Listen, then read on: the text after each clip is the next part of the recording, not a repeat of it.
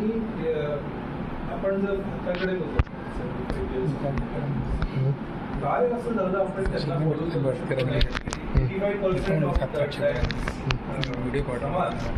Earn करून देतो देशाला, तोच मागे इकॉनॉमीमध्ये आपण इतके कसं काय मागे राहतो? भारताचं जे गेल्या 3000 वर्षाचं जी लिगसी आहे, संस्कृती आहे, त्याच्यातून डिप्रेस क्लास बाहेर येण्याकरता फक्त आत्ताशी 70-75 वर्ष मिळालेली आहेत. ऑफकोर्स जी लोक बाहेर आलेली आहेत ती खूप चांगल्या पद्धतीनं मांडण्याचा, चांगल्या पद्धतीनं समाजाला योगदान करण्याचा, अर्थव्यवस्थेमध्ये योगदान करण्याचा प्रयत्न करतात. माझ्या माहितीनुसार एक पुण्यामध्ये जो रांजणगाव किंवा सरसवाडी एरिया आहे, इंडस्ट्रियल एरिया आहे, त्या इंडस्ट्रियल एरियामध्ये ज्यांना फुटपाथवर जगण्याची पाळी होती अशापैकी 5 ते 6 पोरांनी मोठ्या मोठ्या इंडस्ट्रीज काढलेल्या आहेत. 5-5 हजार कोटीचा टर्नओव्हर आहे त्यांचा, 30-30 हजार कोटीचा टर्नओव्हर आहे. 2-3 इंडस्ट्रीची तुम्हाला मी नावं सांगू शकतो, त्या व्यक्तींची मुलाखतही करून देऊ शकतो. येस, खूप स्लो प्रगती आहे, खूप स्लो प्रगती आहे. आणि ज्या पद्धतीची धोरणं, ज्या पद्धतीचा सपोर्ट सिस्टीम पाहिजे प्रशासनामध्ये, तो अर्थव्यवस्थेमध्ये क्रिएट करण्याला आपण थोडंसं कमी पडतोय.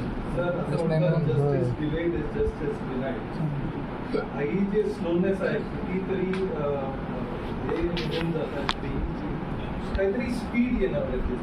तर मला असं विचारायचं तुम्हाला की कास्ट बेस्ड सेन्सस किती महत्त्वाचा आहे या प्रोसेसमध्ये?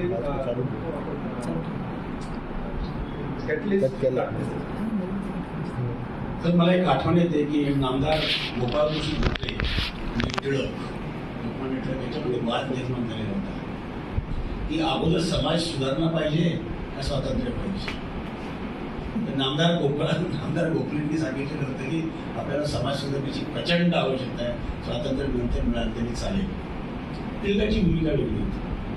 आज आपल्याला समाज सुधारण्यासाठी काय स्पीडनं जाता येईल, त्यासाठी कुठले संघटन करायला पाहिजे, आपल्याला केडर बेस कशा ऑर्गनायझेशन तयार करायला पाहिजे, इकॉनॉमिक डेव्हलपमेंट करता आपण एक सेंटर्स कसे डेव्हलप करू शकू, सोशल डेव्हलपमेंट करता स्ट्रॉंग नेटवर्क असलेल्या केडरची कशी निर्मिती करू शकू, हे आपल्याला करण्याची गरज आहे.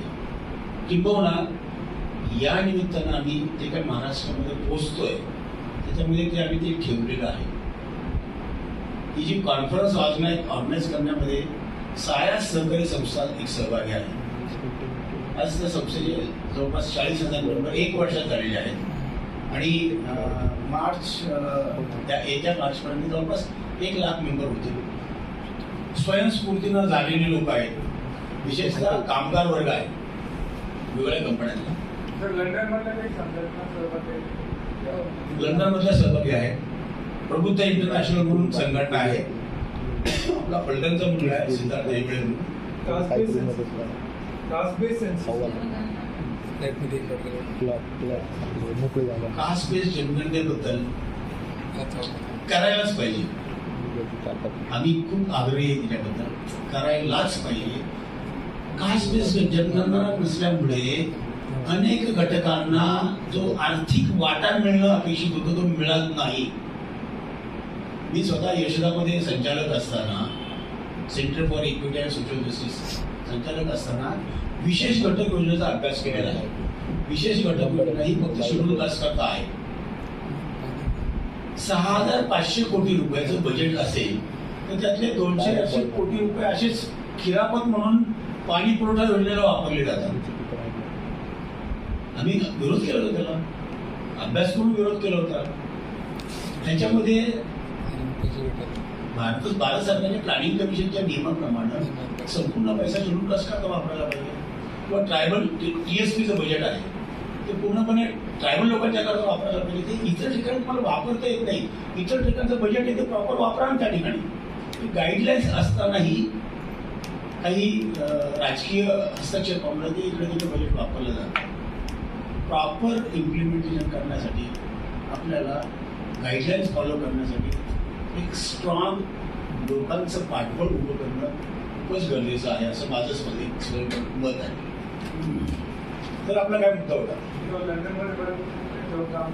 लंडनमध्ये तिथं अनेक संघटना काम करतात, पण त्यातल्या 16 संघटना आमच्याबरोबर सहभागी आहेत. त्यांची नावं मी आता आणू शकलो नाही, पण 16 संघटना सहभागी झालेल्या आहेत. त्याचं संपूर्ण लीड करण्याचं काम सिद्धार्थ प्रबुद्ध म्हणून मुलगा करतोय. ही बेस्ड ॲट फलटणमधला आहे, पण त्यानं त्याची पोस्ट ग्रॅज्युएशन जे आहे ते लंडन स्कूल ऑफ इकॉनॉमिक्समध्ये केलेलं आहे आणि मेरिटमध्ये तो त्या ठिकाणी हे झालेला आहे. पण आज तो इथून मुलं घेऊन जाऊन लंडनच्या वेगवेगळ्या युनिव्हर्सिटीमध्ये ॲडमिशन देण्याचं काम करतो. तसंच वेगवेगळे छोटे मोठे इव्हेंट त्या ठिकाणी रेग्युलरली ऑर्गनाईज करतो. संपूर्ण बॅकबोन जो आहे तो आम्हाला त्या ठिकाणी मिळतोय. लंडनच्या स्कूल ऑफ इकॉनॉमिक्समध्ये काम करणारे एक मोठा रिसर्चर आहे निलेश राऊत म्हणून. तो संपूर्ण आमचा रिसर्च बेस किंवा जे काय प्रोग्राम करतो आम्ही त्याचा संपूर्ण बॅकबोन म्हणून आम्हाला तो निलेश राऊत काम करतो. वेगवेगळ्या संघटना आहेत की ज्या एक खूप चांगली गोष्ट म्हणजे सांगायची की स्वयंस्फूर्तीने तुम्ही कशी काय येऊ शकता. तुम्हाला बॅकअप शासनाचा आहे का, तुम्हाला कुठलं CSR मधून निधी मिळालेला आहे का, तुम्हाला कोणाकडून 4 पैसे मिळालेले आहेत का, काहीच नाहीये. आम्ही स्वखर्चाने येतोय. ही जी गोष्ट आहे ही खूप लोकांना अपिलिंग झालेली आहे. आम्ही स्वखर्चानं संपूर्ण हे करतोय. आम्ही स्वबुद्धीने आम्ही सगळे पेपर देतोय. आमच्या कोणाचं बॉदरेशन नाहीये. फ्री अँड फ्रँक वातावरणामध्ये मानतोय. That is very appealing thing for people from India as well as from UK also. एक मिनिट. Ambedkar students union LAC. Doctor Ambedkar students union पण आहे. याच्यामध्ये सिद्धार्थ मैत्रिया म्हणून आहे, तो आहे. नंतर अंजली रावत म्हणून एक आहे अध्यक्ष आणि secretary. They are fully supporting us. कुठलंही पॉलिटिकल आम्हाला वेटेज बॅगेज नसल्यामुळे फुल फ्लेजली त्या ठिकाणी आम्हाला आणि वेगवेगळे जे गट आणि तट आहेत ना ते बाजूला झालेले आहेत. नाही येस वी आर गोईंग. आम्ही वेलकम. Micro financing. एक मिनिट त्यांचा एक प्रश्न आहे तो खूप वाट बघताय. सर तुम्ही जे सांगितलं की पाऊल आणि डॉलरच्या तुलनेमध्ये रुपयाचं सुद्धा अवमूल्यन होत आहे आणि आता 100 टन सोनं आपण परत त्यांच्याकडे आणलेलं आहे. त्याच्यामुळे इन्फ्लेशनमुळे चलनवाढीचा एक धोका समजत नजीकच्या काळात हा याचा महागाईवर खूप परिणाम होतो. निश्चितच सर. मग तुम्ही सर्वसामान्य माणसाला या बाबतीत काय सांगू शकाल? कारण सर्वसामान्य माणसाला अवमूल्यन सोनं परत आलेलं आहे या गोष्टीमध्ये काही इंटरेस्ट होतो. तो काय पाहत असतो की ज्या गोष्टीला मी काल 10 रुपये देत होतो ती आज मला 15 रुपये 20 रुपये खरेदी करावं लागतं म्हणजे महागाई वाढते. तर याच्यासाठी तुम्ही काय सांगता? सर वस्तूंची निर्मिती करत असताना चैनीच्या वस्तू किंवा जीवनावश्यक वस्तू 2 वस्तूंपैकी जीवनावश्यक वस्तूंचं प्रोडक्शन मोठ्या प्रमाणात झालं पाहिजे.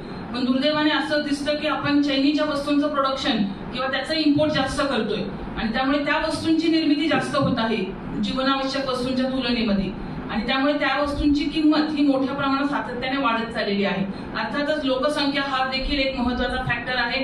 वाढत्या लोकसंख्येला पुरेसा अन्नधान्य किंवा जीवनावश्यक वस्तूंची निर्मिती होत नसल्यामुळे त्याचा भार लोकसंख्येचा भार हा वस्तूंच्या पुरवठ्यावर होत असल्यामुळे त्याच्या वस्तू त्याची किंमत